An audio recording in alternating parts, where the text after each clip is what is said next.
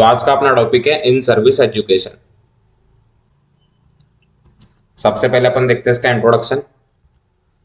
इसमें क्या है कि education is a continuous life long process. मतलब जैसे ही क्या बोलते हैं अपनी लाइफ स्टार्ट होती है, वहां से लेकर के जब तक अपनी डेथ नहीं हो जाती तब तक अपन जितनी भी चीजें सीखते हैं वो सब आता है एजुकेशन में। इसलिए इन्होंने बोला है कि education is a continuous life long process. इसके बाद में आता है कि ISE। ISE का मतलब होता है in service education is a continuation of education when employ is in service. मतलब इन सर्विस एजुकेशन अपन किसको बोलते हैं? जब भी कोई एम्प्लॉय है या फिर कोई भी वर्कर है, जब वो सर्विस में रहता है उस टाइम पे अगर वो किसी भी लर्निंग एक्टिविटी में अगर इन्वॉल्व हो रहा है या फिर कोई भी क्या बोलते हैं एजुकेशन अगर ले रहा है या कुछ भी चीज़ें सीख रहा है, तो उसको अपन बोलते हैं इन सर्विस एजुकेशन। इसके बाद में आता है it is a plan learning experience provided by employing agency to the employ. मतलब मेनली जो है जो एम्प्लॉइंग एजेंसी जो रहती है वही क्या बोलते हैं लर्निंग एक्सपीरियंस प्रोवाइड कराती है अपने एम्प्लॉयज़ को। ठीक है, तो इंट्रोडक्शन में मेनली अपने को तीन चीज़ें ध्यान रखनी है। सबसे पहला तो क्या है कि ये कंटिन्यूस लाइफ लॉन्ग प्रोसेस है। जो भी एम्प्लॉय है या फिर जो भी वर्कर है वो उसकी सर्विस के टाइम पे कोई भी अगर लर्निंग एक्टिविटी में इन्वॉल्व अगर होता है तो उसको अपन बोलते हैं इन सर्विस एजुकेशन। और जो भी एम्प्लॉइंग एजेंसी रहती है वो अपने जो भी वर्कर्स या फिर जो भी एम्प्लॉयज रहते हैं उनको लर्निंग एक्सपीरियंस जो है वो प्रोवाइड कराते हैं। तो ये होता है अपना इंट्रोडक्शन। इसके बाद में आती है अपनी डेफिनेशन जो कि दी थी एंडरसन ने। अब ये जितना भी लिखा हुआ है इसका सिंपल सा मीनिंग ये होता है कि आपका जो फर्स्ट डे रहता है अपॉइंटमेंट का या फिर आपका फर्स्ट डे जब आपने ज्वाइनिंग ली है कहीं पे भी, वहां से लेकर के जब तक आप रिटायर नहीं हो जाते हो तब तक आप जितनी भी चीजें सीखते हो या फिर लर्निंग एक्टिविटी में इन्वॉल्व होते हो या कोई भी ट्रेनिंग के थ्रू अगर कोई भी चीज सीखते हो तो उसको अपन बोलते हैं इन सर्विस एजुकेशन। और आप जो भी सीखते हो वो क्या है डायरेक्टली और इनडायरेक्टली क्या बोलते हैं आपकी प्रोफेशनल ड्यूटीज को अच्छे तरीके से एग्जीक्यूट करने में हेल्प करता है। और ये डेफिनेशन किसने दी थी? हेंडरसन ने। इसके बाद में आता है AIIMS of in service education. तो अगर आपका क्या बोलते हैं स्किल्स अच्छी रहेगी, आपको नॉलेज अगर अच्छा रहेगा तो क्या है पेशेंट की केयर जो है वो इम्प्रूव हो जाती है। उसके बाद में नई नॉलेज जो है वो मिलती है और जो भी अपना परफॉर्मेंस रहता है वो भी इम्प्रूव होता है। इसके बाद में आता है प्रोफेशनल ग्रोथ एंड डेवलपमेंट। मतलब जो भी आपका प्रोफेशनल है उसमें भी प्रोफेशन जो है उसके अंदर भी आपकी ग्रोथ होती है और आपका डेवलपमेंट भी होता है। इसके बाद में आता है गिव चांस फॉर प्रमोशन। मतलब अगर आप प्रॉपर जो भी प्रोसीजर है उस हिसाब से काम कर रहे हो, एक स्किलफुल वे में अगर काम कर रहे हो तो आपका प्रमोशन के चांसेस जो है वो भी इंक्रीज हो जाते हैं। ठीक है, तो ये कुछ एम्स रहते हैं।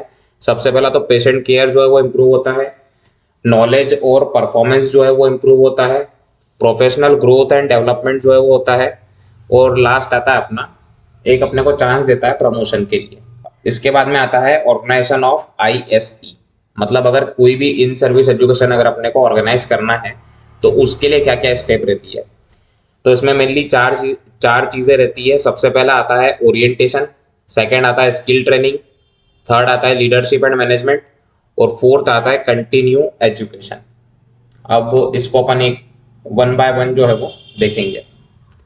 तो सबसे पहला इसके अंदर अपना आता है ओरिएंटेशन। तो ओरिएंटेशन क्या होता है कि कोई भी नया एम्प्लॉय है उसको उसकी जॉब के बेसिक एस्पेक्ट से इंट्रोड्यूस कराना। मतलब अगर अपन सिंपल सा समझे तो जैसे अपन कॉलेज में जाते हैं फर्स्ट मतलब कॉलेज में जाते हैं तो फर्स्ट ईयर में अपने से ओरिएंटेशन रिपोर्ट जो है वो बनवाते हैं। तो वो ओरिएंटेशन रिपोर्ट क्यों बनवाते हैं? ताकि अपने को जो भी अपना कॉलेज है उसका फिजिकल सेटअप क्या है, उसकी पॉलिसीज क्या है, रूल्स एंड रेगुलेशंस क्या है, फिलोसॉफी क्या है, ये सब के बारे में एक क्लियर नॉलेज जो है वो हो जाए। वैसे ही जब भी कोई नया एम्प्लॉय अगर किसी भी कंपनी में जाता है काम करने के लिए तो पहले उसका ओरिएंटेशन होता है ताकि उसको ये पता चल सके कि जहाँ पे अब उसको काम करना है वहाँ पे मतलब कौन कौन है, किस तरह से फिजिकल सेटअप है, मतलब जो भी एक उसकी जॉब रहती है उसके बारे में अपन उसको एक मतलब हर एक बेसिक एस्पेक्ट जो है उसकी जॉब के अपन उसको बताते हैं या फिर उससे उसको इंट्रोड्यूस कराते हैं। और ये जो पूरी चीज रहती है इसको अपन बोलते हैं ओरिएंटेशन। इसके बाद में आता है इट इज वेरी एसेंशियल। ठीक है, मतलब बहुत ज़्यादा असेंशियल चीज़ होती है क्योंकि आपको जहाँ पे भी काम करना है या फिर जहाँ पे भी आपको पढ़ना है वहाँ की हर एक चीज़ के बारे में आपको पता होना चाहिए अच्छे से, और उसी को अपन बोलते हैं ओरिएंटेशन। इसके बाद में आता है पर्पस ऑफ ओरिएंटेशन। तो सबसे पहला है acquired knowledge, their relationship and function, मतलब जो भी वहां पे मतलब जो भी वर्कर्स है उनके बीच की रिलेशनशिप कैसी है, किस टाइप से वो फंक्शनिंग कर रहे हैं, उन सबका एक अपने को नॉलेज मिल जाए। टू नो ऑर्गेनाइजेशन सेटअप, मतलब अपने को एक फिजिकल सेटअप जो है कोई भी ऑर्गेनाइजेशन का, मतलब कहाँ पे एचओडी का ऑफिस है, कहाँ पे डिपार्टमेंट्स हैं सब, कहाँ पे लैब है, मतलब एक तरह से फिजिकल सेटअप जो रहता है किसी भी ऑर्गेनाइजेशन का वो अपने को पता चल जाता है। टू अंडरस्टैंड जॉब डिस्क्रिप्शन, मतलब अपने जॉब के हर एक जो एस्पेक्ट्स रहते हैं उसके बारे में अपने को एक डिटेल नॉलेज जो है वो मिल जाती है। To know the staffing pattern, अब जैसे अपने को कहीं पर जाके काम करना है तो वहाँ का जो भी स्टाफिंग पैटर्न कैसा क्या है, एक शिफ्ट में कितने स्टाफ रहते हैं, उनके क्या फंक्शंस है, उनकी क्या रिलेशनशिप है, ये सब चीजें अपने को पता चल जाती है। तो ये रहते हैं अपने कुछ पर्पस। सबसे पहला तो अपने को नॉलेज, एक्वायर्ड नॉलेज जो भी रहता है रिलेशनशिप और फंक्शन के रिगार्डिंग वो मिल जाता है। ऑर्गेनाइजेशन सेटअप कैसा क्या है उसके बारे में पता चल जाता है। जॉब डिस्क्रिप्शन को अपन अच्छी तरीके से समझ सकते हैं और स्टाफिंग पैटर्न के बारे में एक अपने को डिटेल नॉलेज जो है वो हो जाती है। तो ये रहता है इसके कुछ पर्पस। इसके बाद में आता है कंपोनेंट ऑफ ओरिएंटेशन। तो कंपोनेंट्स जो है वो मेनली दो टाइप के होते हैं, एक तो सेंट्रलाइज और एक डिसेंट्रलाइज। ठीक है, अब जो सेंट्रलाइज रहता है इसके अंदर मेनली तीन चीजें आती है, general orientation, orientation to hospital और ओरिएंटेशन टू नर्सिंग डिपार्टमेंट। तो जो जनरल ओरिएंटेशन होता है उसके अंदर मेनली अपन physical setup, policies, purpose, scheduled and role of employees जो रहते हैं उसके रिगार्डिंग अपन ओरिएंटेशन कराते हैं। मतलब इसके अंदर मेनली जो भी आपका जो भी ऑर्गेनाइजेशन है उसके अंदर उसकी क्या क्या पॉलिसीज है, उसकी फिलोसॉफीज क्या है, उसके रूल्स एंड रेगुलेशंस क्या है, और एक फिजिकल सेटअप जो रहता है किसी भी ऑर्गेनाइजेशन का उसके बारे में अगर अपन ओरिएंटेशन करा रहे हैं तो उसको अपन बोलते हैं जनरल ओरिएंटेशन। इसके बाद में अगर अपन सेकंड बात करें ओरिएंटेशन टू हॉस्पिटल, इसके अंदर आता है मेनली जो हॉस्पिटल सेटअप है उसके बारे में अपन बताते हैं, उसकी हिस्ट्री, उसकी फिलोसॉफी और क्या क्या प्रैक्टिसेस होती है हॉस्पिटल में, क्या क्या रिसोर्सेस अवेलेबल है, जैसे लाइब्रेरी हो गया, basic safety of the patients, ये सब चीज़ें, मतलब जो हॉस्पिटल में अपन किस तरह से, मतलब हॉस्पिटल की क्या हिस्ट्री है, क्या फिलोसॉफी है, कौन कौन से प्रैक्टिसेस यहाँ पे करे जाते हैं, क्या स्पेशलिटी है, ये सब चीज़ों के बारे में एक अपन जो ओरिएंटेशन देते हैं वो सब आता है ओरिएंटेशन टू हॉस्पिटल में। फिर आता है ओरिएंटेशन टू नर्सिंग डिपार्टमेंट। तो इसके बाद में आता है अपना ओरिएंटेशन टू नर्सिंग डिपार्टमेंट। तो इसके अंदर मेनली जो नर्सिंग डिपार्टमेंट है वहाँ पे क्या क्या रिसोर्सेज अवेलेबल है, क्या क्या स्पेशल प्रोग्राम होते हैं, वार्ड एक्टिविटीज़ कैसी रहती है, और जो भी प्रेजेंटेशन रहते हैं या फिर जो भी वार्ड सिस्टर जो है उनके रोल एंड फंक्शंस क्या होते हैं, ये सब के बारे में एक अपन जो चीज़ें बताते हैं वो सब आता है ओरिएंटेशन टू नर्सिंग डिपार्टमेंट के अंदर। मतलब जनरल के अंदर अपन मेनली क्या बोलते हैं, जो भी अपना जो भी ऑर्गेनाइजेशन है उसकी पॉलिसीज के बारे में बताते हैं, उसके फिजिकल सेटअप के बारे में बताते हैं और उसकी जो भी फिलोसॉफी रहती है उसके बारे में बताते हैं। और ओरिएंटेशन टू हॉस्पिटल के अंदर क्या है, जो भी हॉस्पिटल का फिजिकल सेटअप है, जो भी उसकी हिस्ट्री है, कौन कौन सी प्रैक्टिसेस अपन कंडक्ट करते हैं हॉस्पिटल के अंदर उसके बारे में बताते हैं। और नर्सिंग डिपार्टमेंट में मेनली जो नर्सिंग डिपार्टमेंट है वार्ड का मैनेजमेंट कैसा क्या रहता है, कितने क्या स्टाफ रहते हैं, उनके क्या रोल एंड रिस्पॉन्सिबिलिटीज रहती है, इसके बारे में अगर अपन बात मतलब ओरिएंटेशन कराते हैं तो वो आता है ओरिएंटेशन टू नर्सिंग डिपार्टमेंट में। इसके बाद में आता है अपना डिसेंट्रलाइज ओरिएंटेशन। तो डिसेंट्रलाइज ओरिएंटेशन में मेनली आती है दो चीज, orientation to nursing unit and orientation to nursing team. तो जो अपना ओरिएंटेशन टू नर्सिंग यूनिट रहता है इसके अंदर मेनली रहता है कि वार्ड के रूटीन्स क्या रहते हैं, वहाँ ड्यूटीज कैसे रहेगी, हैंड ओवर जो रहता है वो अपन कैसे देते हैं, क्लिनिकल एक्टिविटीज जो है वो अपन किस तरह से करते हैं, जिसके अंदर पेशेंट की केयर भी आ जाता है, एडमिशन प्रोसीजर कैसा रहता है, डिस्चार्ज प्रोसीजर कैसा रहता है, ये सब चीज़ें। मतलब अगर नर्सिंग यूनिट की बात करें तो वहाँ पे जितने भी फंक्शंस कंडक्ट होते हैं वो किस वे में कंडक्ट करना है उसके बारे में अपन एक पूरा ओरिएंटेशन जो है वो देते हैं। इसके बाद में आता है ओरिएंटेशन टू नर्सिंग टीम। मतलब जो भी नर्सिंग टीम है उनकी क्या ड्यूटीज़ है, क्या रिस्पॉन्सिबिलिटीज़ है, किस तरह से उनको फंक्शन करना है, क्या मेथड्स रहते हैं, टूल्स रहते हैं फॉर रिकॉर्डिंग और challenging the patient care information. मतलब नर्सिंग यूनिट की अगर अपन बात करें तो जो भी अपन फंक्शन जो भी कंडक्ट करते हैं एक वार्ड के अंदर वो किस वे में करना है उसके बारे में अगर अपन ओरिएंटेशन दे रहे हैं तो वो आएगा ओरिएंटेशन टू नर्सिंग यूनिट। और और सेकंड रहता है टीम। तो उसके अंदर क्या आएगा, जो भी जैसे कोई मतलब जो टीम है अपनी, उसकी क्या रोल्स एंड रिस्पॉन्सिबिलिटीज रहती है, उसकी ड्यूटीज कैसे रहती है, क्या उनके फंक्शंस रहते हैं, इसके बारे में अगर अपन बातचीत करते हैं तो वो आता है ओरिएंटेशन टू नर्सिंग टीम। तो यहाँ पे अपना ओरिएंटेशन होता है खत्म। मेनली अपन ने ओरिएंटेशन में देखा कि मेन अपन ओरिएंटेशन किसको बोलते हैं। उसके बाद में अपन ने देखे उसके कंपोनेंट्स। कंपोनेंट्स में एक था सेंट्रलाइज और एक था डिसेंट्रलाइज। सेंट्रलाइज के अंदर अपन ने तीन चीज देखी, जनरल, हॉस्पिटल और नर्सिंग डिपार्टमेंट। और फिर जो डिसेंट्रलाइज था उसके अंदर अपन ने दो चीज देखी, nursing unit and nursing team. अब इसके बाद में आता है अपना स्किल ट्रेनिंग। तो स्किल ट्रेनिंग जो है वो क्या है, ये एक इंपॉर्टेंट फंक्शन है ना। अगर अपन ने किसी को भी कुछ भी फंक्शन अगर असाइन करा है तो जो भी अपना नया एम्प्लॉयर रहता है उसको ये पता होना चाहिए कि ये चीज़ अपने को क्यों करनी है और कैसे करनी है। ठीक है, इसके रिगार्डिंग ये अपन स्किल ट्रेनिंग जो है वो देते हैं। और कभी भी अगर अपन किसी को भी स्किल ट्रेनिंग अगर दे रहे हैं तो अपन सिंपल टू कॉम्प्लेक्स या फिर जनरल टू स्पेसिफिक मूव करते हैं। ठीक है, इसका मतलब ये होता है कि पहले अपन अगर किसी को भी कुछ भी चीज़ सिखा रहे हैं तो सबसे पहले अपन सिंपल सिंपल चीज़ें बताते हैं और उसके बाद में फिर अपन थोड़ी कॉम्प्लेक्स चीज़ पे जाते हैं।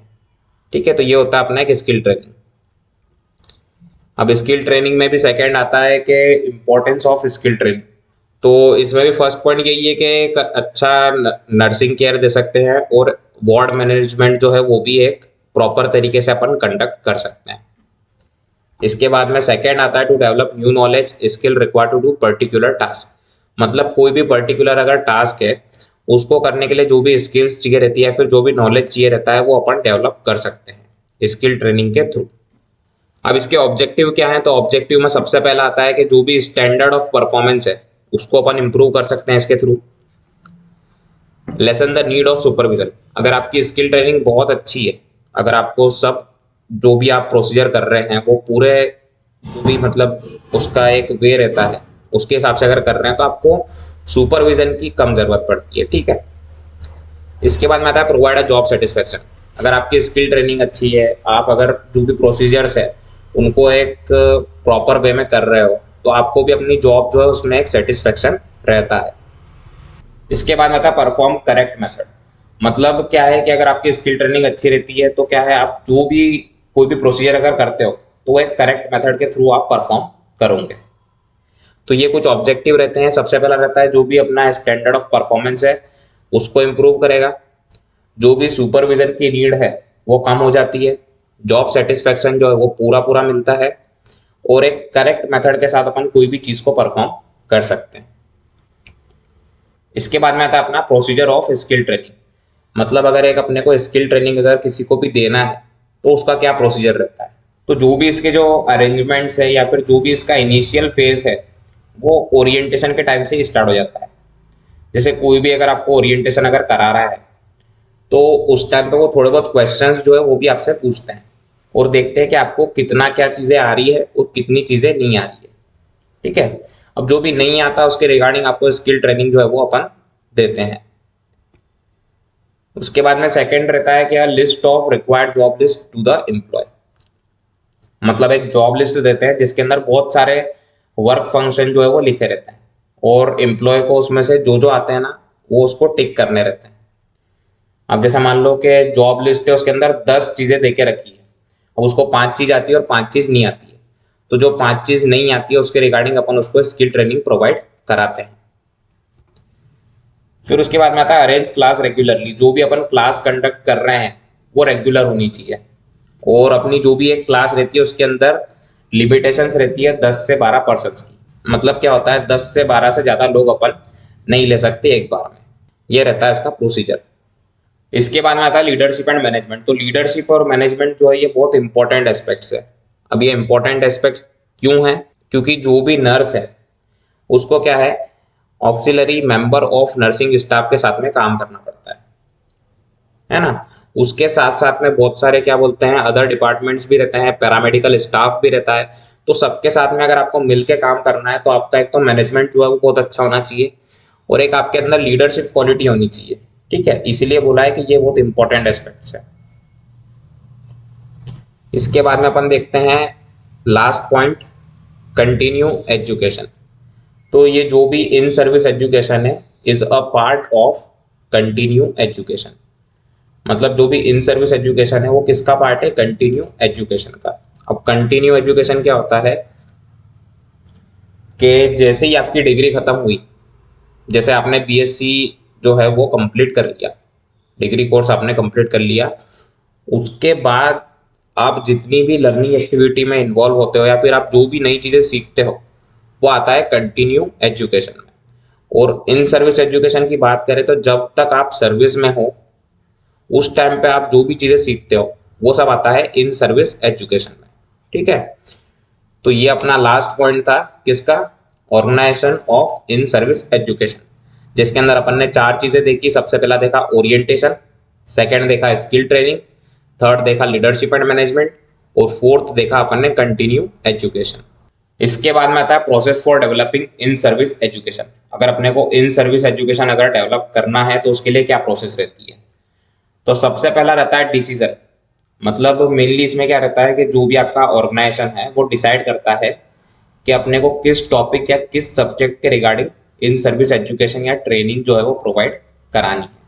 ठीक है, फिर आता है पॉलिसीज। तो पॉलिसीज में क्या रहता है कि अब आपने डिसीजन ले लिया कि अपने को इस पर्टिकुलर सब्जेक्ट या फिर इस पर्टिकुलर टॉपिक के रिगार्डिंग इन सर्विस एजुकेशन देना है। पॉलिसीज जो है वो एक रिटर्न फॉर्म में रहती है, जो कि क्या करती है? गाइड करती है किसी भी प्रोग्राम को, ताकि वो प्रॉपर वे में कंडक्ट हो सके। ठीक है, जैसे आपने कहीं पे मतलब कहीं पे भी जाते तो टर्म एंड कंडीशंस जो रहती है ना, मतलब क्या है, वो कहीं ना कहीं की पॉलिसीज रहती है और टर्म एंड कंडीशन के आप हिसाब से ही आपको चलना पड़ता है। तो वैसे ही अगर कोई भी अगर अपन प्रोग्राम कंडक्ट करते हैं तो उसके अंदर भी पॉलिसीज रहती है जो कि आपको गाइड करती है, एक पाथ दिखाती है कि आपको इस रास्ते के ऊपर चलना है। इसके बाद में आता है फिलोसॉफी। तो फिलोसॉफी क्या है? मेनली फिलोसॉफी का मतलब होता है पर्पस।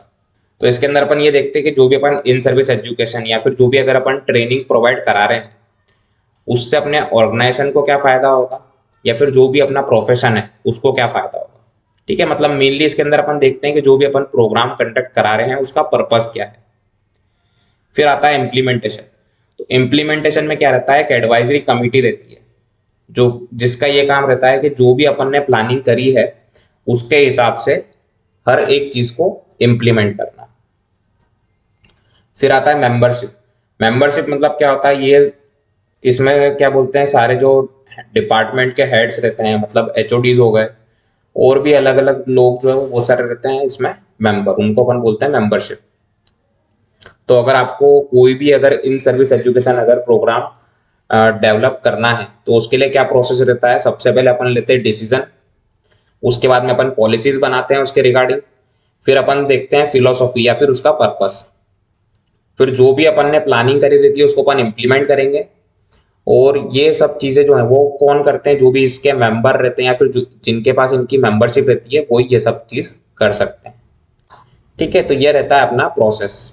इसके बाद में आता है characteristic of in service education. तो अगर आप कोई भी इन सर्विस एजुकेशन अगर प्रोग्राम कंडक्ट कर रहे हैं तो उसके सर्टेन कैरेक्टरिस्टिक रहते हैं। सबसे पहला क्या रहता है कि जो भी प्रॉब्लम है वर्कर्स की उसके ऊपर बेस्ड होना चाहिए। मतलब जो भी अपना टॉपिक है या जो भी अपना सब्जेक्ट है वो ऐसा होना चाहिए कि वर्कर की जो भी प्रॉब्लम है उसको सॉल्व कर सके। फिर involve all the personnels in the planning. अभी अपन ने देखा था इसके पहले में मेंबरशिप।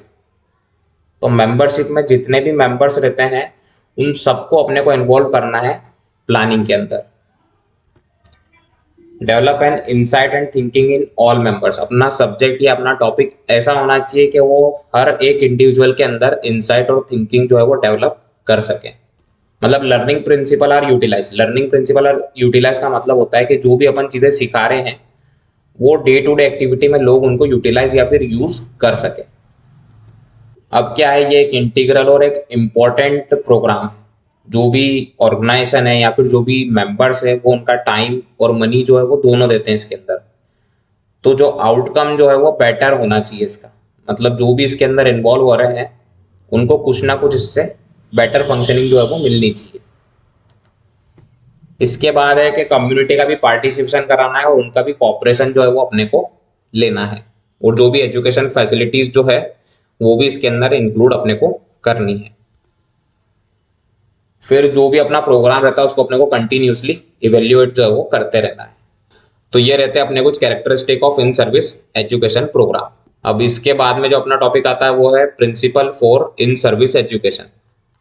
तो इसमें सबसे पहला रहता है ऑर्गेनाइजेशन स्ट्रक्चर। मतलब क्या है कि एक ऐसी जगह जहाँ पे आप इन सर्विस एजुकेशन प्रोवाइड करा सकते हैं। ठीक है, मतलब एक फिजिकल सेटअप अपने पास होना चाहिए।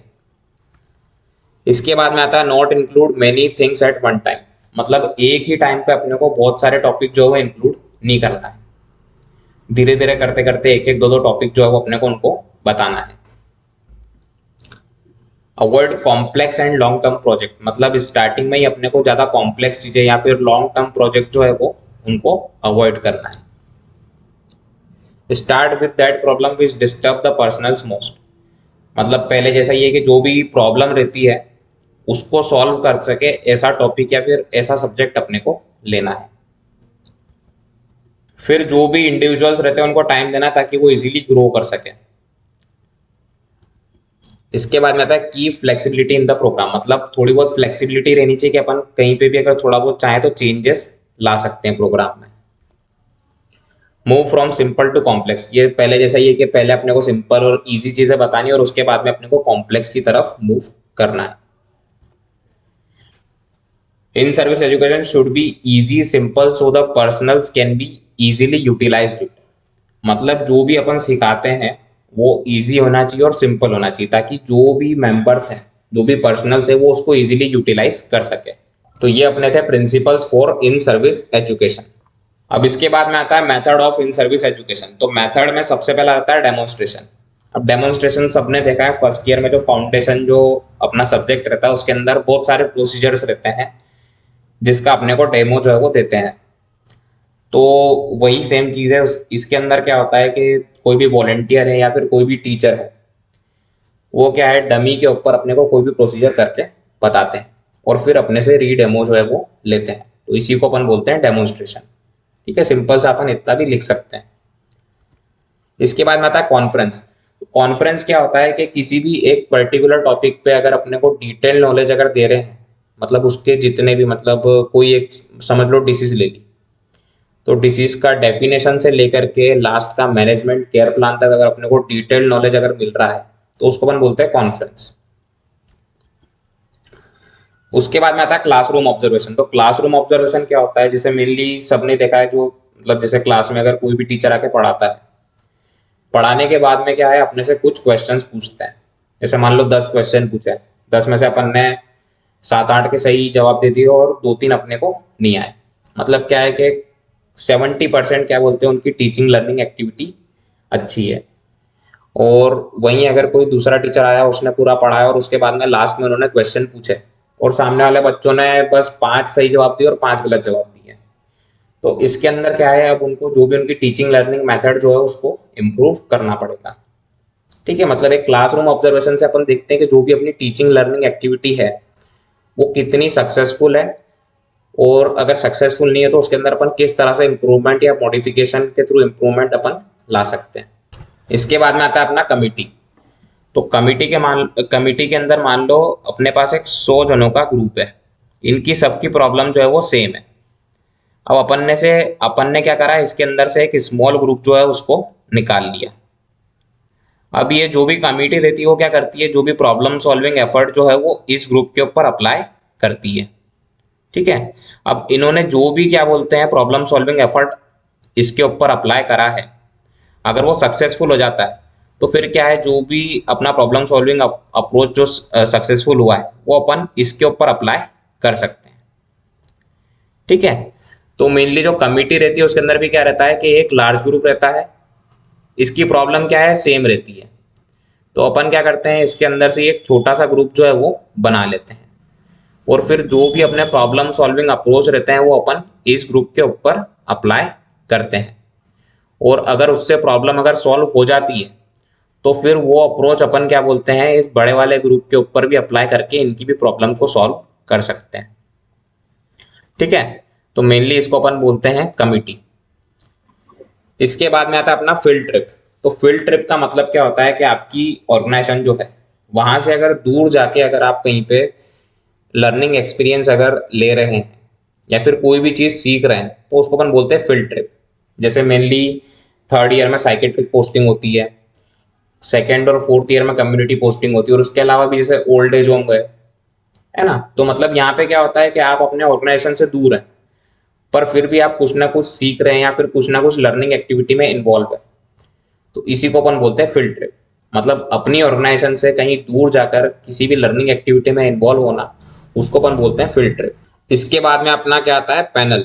तो पैनल में क्या रहता है, दो या दो से ज्यादा लोगों का जो एक ग्रुप रहता है उसको अपन बोलते हैं पैनल। और जो भी पैनल रहता है वो किसी भी एक पर्टिकुलर टॉपिक के ऊपर एक वर्बल इंफॉर्मेशन जो है अपने को प्रोवाइड कराता है। इसके बाद में आता है अपना वर्कशॉप। तो वर्कशॉप जो है वो मेनली जो भी पोस्ट ग्रेजुएट पर्सनल्स हो गए या फिर जो भी अपने एक्सपीरियंस पर्सनल्स जो है वो एक वर्कशॉप जो है वो कंडक्ट करवा करवा सकते हैं। ठीक है, तो ये रहता है वर्कशॉप। मेनली इसके अंदर भी क्या होता है, किसी भी ये भी मतलब जो भी एजुकेशनल प्रॉब्लम है उसके ऊपर एक डिस्कशन के लिए क्या बोलते हैं अपन, वर्कशॉप जो है वो कंडक्ट कराते हैं। और मेनली इसको कौन कंडक्ट करवा सकता है, जो भी पोस्ट ग्रेजुएट्स रहते हैं या फिर जो भी एक्सपीरियंस पर्सनल्स जो है वो वर्कशॉप को कंडक्ट करा सकते हैं। इसके बाद में आता है अपना रोल प्ले। मतलब करंट में अगर कोई भी प्रॉब्लम चल रही है या फिर कोई भी सिचुएशन है, अगर उसको अपन ड्रामा के थ्रू अगर बताते हैं तो उसको अपन बोलते हैं रोल प्ले। जिससे क्या होता है कि एक अवेयरनेस जो है वो अपन क्रिएट करा सकते हैं जो भी अपनी कम्युनिटी है उसके अंदर। इसके बाद में आता है रिसर्च। तो रिसर्च क्या है, रिसर्च में अपन सबसे पहले क्या करते हैं, जो भी अपनी प्रॉब्लम रहती है उसको अपन रिकॉग्नाइज करते हैं या फिर असेस करते हैं। उसके बाद में क्या रहता है, उससे रिलेटेड जो भी मतलब हाइपोथेसिस है उसको एस्टेब्लिश करते हैं, सर्वे करते हैं, और फिर उसके बाद में जो भी अपना सर्वे का डाटा रहता है उसको एनालाइज करते हैं, और फिर आखिरी में कंक्लूजन पे पहुंचते हैं। और फिर जो भी अपना कंक्लूजन या फिर जो भी अपनी फाइंडिंग्स रहती है उसको अपन जनरलाइज करते हैं। तो अपन एक सिंपल सा ये समझ सकते हैं कि रिसर्च एक प्रॉब्लम सॉल्विंग अप्रोच है जिसके थ्रू अपन किसी भी प्रॉब्लम को सॉल्व कर सकते हैं या फिर किसी भी क्वेश्चन का आंसर जो है वो अपन ढूंढ सकते हैं। इसके बाद में आता है टैप रिकॉर्डिंग। टैप रिकॉर्डिंग का क्या मतलब होता है कि अगर सीडी, डीवीडी या फिर टैप रिकॉर्डिंग के थ्रू अगर अपन किसी को भी एजुकेशन या फिर कोई भी लर्निंग एक्टिविटी में अगर इन्वॉल्व करा रहे हैं तो उसको अपन बोलते हैं टैप रिकॉर्डिंग मेथड। इसके बाद में आता है अपना ब्रेनस्टॉर्मिंग। तो ब्रेनस्टॉर्मिंग क्या होता है कि मेनली जैसे कोई भी प्रॉब्लम है, अगर उसके रिगार्डिंग अपने को लार्ज नंबर ऑफ सॉल्यूशन अगर विद इन अ सेकेंड अगर मिल जाते हैं तो उसको अपन बोलते हैं ब्रेनस्टॉर्मिंग। अगर इसका अपन एग्जांपल देखें तो जो भी मोटिवेशनल स्पीकर हैं या फिर जो भी क्या बोलते हैं इन्फ्लुएंसर्स जो रहते हैं वो मेनली इस टेक्निक का यूज करते हैं। जैसे बहुत सारे वीडियो देखे होंगे संदीप माहेश्वरी के या फिर कोई भी दूसरे मोटिवेशनल स्पीकर के। तो उसमें क्या होता है कि जो भी ऑडियंस है उसमें से कोई भी खड़ा होकर अपनी प्रॉब्लम या फिर जो भी क्वेश्चंस रहता है वो पूछते हैं, और जो भी मोटिवेशनल स्पीकर रहता है वो क्या करता है, विद इन अ सेकेंड या विद इन अ मिनट क्या बोलते हैं उसके बहुत सारे सॉल्यूशंस उसको दे देता है। तो इसी को अपन बोलते हैं ब्रेनस्टॉर्मिंग। मतलब अगर अपन सिंपल सा मतलब समझे ब्रेनस्टॉर्मिंग का, तो वो क्या होता है कि कोई भी अगर आपने प्रॉब्लम या फिर कोई भी अगर आपने सिचुएशन अगर बताई और उसके लिए आपको विद इन अ सेकेंड या विद इन अ मिनट अगर 1000 या फिर 100 ऑफ सॉल्यूशन अगर मिल जाते हैं तो उसको अपन बोलते हैं ब्रेनस्टॉर्मिंग। तो ये थी कुछ अपनी मेथड्स जिसके थ्रू अपन इन सर्विस एजुकेशन जो है वो किसी को भी दे सकते हैं। तो यहाँ पे अपना इन सर्विस एजुकेशन जो है टॉपिक वो होता है खत्म।